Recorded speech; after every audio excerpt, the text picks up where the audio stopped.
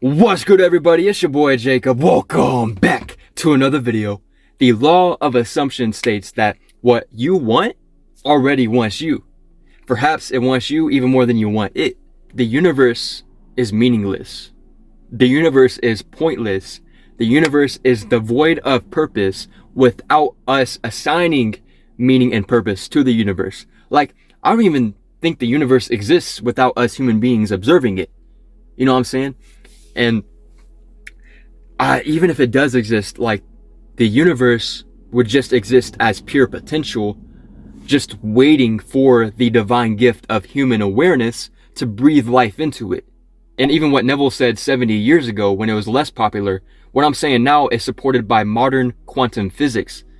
I'm not going to get into the double slit experiment. You can just open up another tab and be like, double slit experiment, and then you can come back to this video, of course. But to put it simply, all money, for example, is dead. All money is dead until you give it power. Okay? Money is begging for us to give it life through our attention. Our attention and our energy is the true currency. This applies to all material items. For example, video games, they are dead until you start playing them. All cars are dead until you turn them on and start driving them. Like, there are seriously cars out there right now waiting to be driven by you because their previous owner didn't want them. And so I'm done with the lack mentality that you guys have. I'm not going to give into that lack energy. No, we're abundant over here. All that desperation energy, oh, y'all can keep that over there. I'm cool no matter what. I see it. I like it. I want it. I got it. I want it. I got it. Like, that's it. That's the abundant mindset. These material things, money, cars, trophies, they are physical manifestations that arise from states of consciousness. States of consciousness. Neville Goddard taught that. They are waiting to be claimed by anyone who naturally assumes ownership of these items. People really be talking about the almighty dollar. Almighty dollar? Really? These things don't have will of their own? Think of the pillow that you rest your head on every night. That's a good example. I am going to get to my success story in a second, but your pillow does exist for the purpose of providing your head comfort, right? And without fulfilling that purpose, then the pillow remains unfulfilled, incomplete in its expression. I'm trying my best to make it make sense, but every object in our world has an inherent purpose seeking expression. You know, your pillow desires to fulfill its function just as you desire comfort for your head. And it's this mutual relationship that is the foundation of all manifestation, really. Your desire to rest your head meets the pillow's desire to be of service, creating a perfect union of purpose. Slow motion this side. Now, very quickly, last time I tried recording this, I made my story time like 20 minutes long. No, it'll be a separate video, but I think you guys will really love this one because it was before I knew the law of assumption, and yet I still successfully manifested an esports state championship. Yes, sir. I was in my senior year of high school, and so I was really passionate and enjoyed the game of Super Smash Bros. Ultimate. We did so good that we smashed the regular season, no pun intended, and we crushed the playoffs. Like, we advanced to the championship round like it was a piece of cake. And so with the championship round, we had to meet in person at this very elegant, seemed like $1 million gaming arena with all of the lights in here, baby. Extra bright, I want y'all to see this. I remember walking into that arena on championship day. They had the gold medals on display. And as soon as I saw those gold medals, I visualized myself wearing one. And I was like, that gold medal would look so good around my neck. I knew I deserved it because I knew how good of a player I was. And of course, I was Bowser. I was roar, roar, roar. And I destroyed my competition. I made my opponent cry. And I think that was the natural bridge of incidents that Neville Goddard always speaks about on your way to the fulfillment of your vision, of your desire. The natural bridge of events was me naturally pressing all the right buttons on that controller to have Bowser just dominate. And is the mental clarity coming through, that confidence coming through? I had so much aura, right? I had a lot of aura. And of course, I became a champion.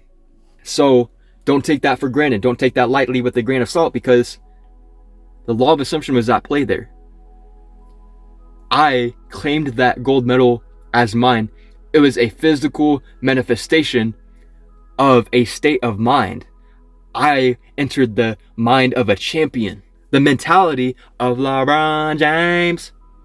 If you want to make history, you got to call all the shots. The key takeaway from all of that, I feel like for most of you guys, is to not feel desperate. Okay? I didn't feel desperate at all.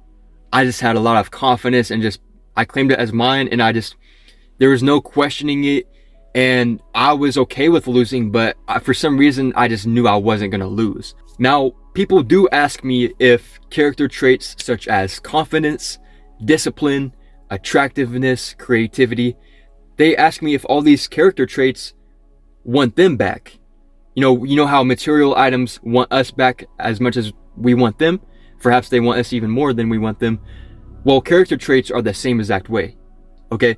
First things first, any confidence you will ever tap into, man, will always come from within you. It will never come from an external source. You will always feel confidence arise from within. And so that means your entire life, it has rested within you as potential. Even if you attained David Goggins level discipline or Kanye West level confidence. Oh, she's a gold digger. Shout out to Kanye's bear, man. Any discipline you will ever tap into will always come from within you. It is resting within you right here, right now as potential. When you desire confidence, you are feeling the pull of that state calling to you, inviting you to occupy it. Confidence really wants to get to know you. Discipline really wants to get to know you. If you want to be a pretty girl or a handsome man, those qualities are calling out to be part of your experience. Okay, that is radical. That is so radical, people would call me crazy until they call me a genius, because they try it and it works out for them. Once they reframe their mindset to see things that way, and of course they attract all of these things that they thought they couldn't attract before. It's because they followed my law of assumption advice. Do with that what you will. It always helps to feel as if you already possess these qualities that you desire. There's a reason you desire them. God wouldn't give you these desires if you weren't meant to attain them. He doesn't give you dreams if you weren't meant to make those dreams come true. Nah, those desires and dreams come to your mind for a reason. Like, it's because it's possible. With God, anything is possible. For real, man. When you assume the feeling of confidence, you are not necessarily creating confidence. You are stepping into the already complete state of confidence and allowing it to express itself through you. It wants to express itself through you as much as you want to express it. Let's talk about your dream life though, because I know a lot of you guys have dreams, bro. Metaphysics suggests that consciousness creates reality. Okay, maybe that's something we could all agree upon, is that consciousness creates reality. Maybe that there are infinite states of consciousness. Okay, boom. If we agree on those two things, we are on a very good trajectory in life, because your dream life exists as a complete state in consciousness that desperately wants to be expressed through you. Look around your room right now. These are states. Okay, your true self are not these states. Your true self is eternal. These states will come to pass. Will you be living in this same house for the rest of your life? No, that's a state that will come to pass. But your true self is the pure consciousness, the eternal awareness that can occupy and give life to any state. So the best thing you could ever do for yourself is to identify as the higher power. I know what you're thinking, but Jacob, isn't this grandiose? No, it's just becoming more Christ-like. It's okay to reclaim your true power and your true identity. So look, you are not your thoughts. You are the awareness of your thoughts. You are not a state of consciousness. You are pure consciousness. Okay? You are the higher power. You are the eternal awareness. And so it's this state called your dream life that desires you and will do anything to be with you as long as you raise your sense of self-worth and realize your true identity as the operant power that gives life to all states. Right? And there's infinite states.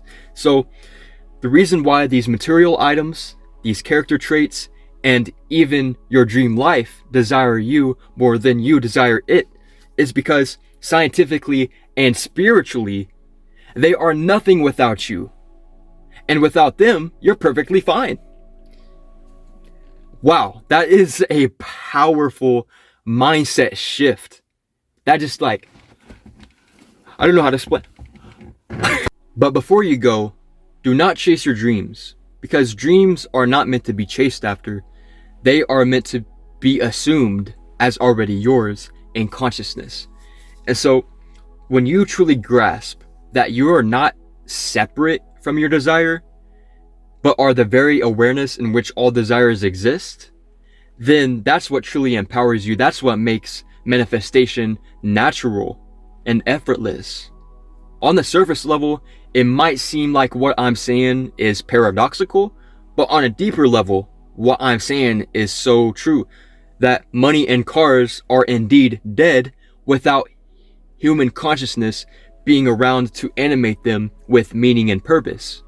Yet, you're not even separate from these material items because they exist as possibilities within the very consciousness that you are. Think about Schrodinger's cat. I love Schrodinger's cat, Schrodinger's dog, Schrodinger's rabbit, Schrodinger's parrot. Okay, I'll stop. If you love this video, be sure to give me a big virtual hug. Bring it in. Bring it in. Thank you. I appreciate that. You're a real one. As always, this video is ending for a reason. It's to make true a vision we believe in.